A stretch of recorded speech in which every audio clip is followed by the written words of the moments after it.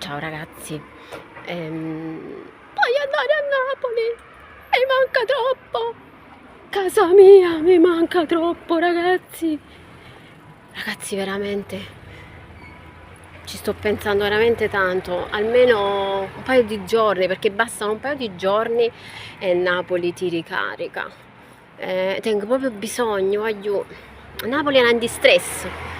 Ve l'ho sempre detto, è l'aria proprio che ci sta, è l'aria che si respira. Vabbè, poi c'è la mia gente lì, insomma, i miei simili, come dico io. Ragazzi, stamattina tutto a posto. Io e la Iaris abbiamo trovato pure parcheggio. Dopo tanti giri, ovviamente. Niente, ragazzi, vabbè. Se riesco a fare una capatina a Napoli vi faccio qualche video, perché vi dico la verità, a Napoli mi sento molto più ispirata, non lo so, è perché Napoli ti mette proprio una frenesia, ti mette la frenesia in gola Napoli, ti dà, Napoli, diciamoci la verità, ti dà la carica per fare qualsiasi cosa. Vabbè ragazzi, poi mi manca molto la famiglia, dico la verità, mi manca assai. Vabbè ragazzi, vi saluto.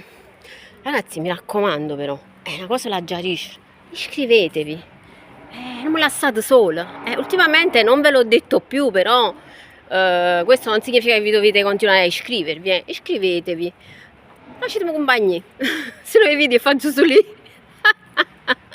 Vabbè ragazzi, io lo faccio per divertirmi, per condividere qualche pezzettino di giornata con voi, ma giusto per fare una rasata.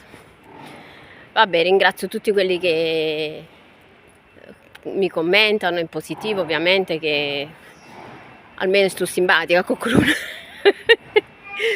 Ragazzi, vi ricordo che mi trovate anche sul canale YouTube Urbex Puglia, che facciamo un sacco di avventure, esplorazioni, e ultimamente abbiamo ripreso anche con il paranormale, con luoghi da brividi.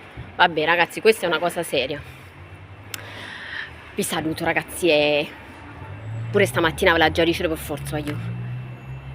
Quando ci faccio?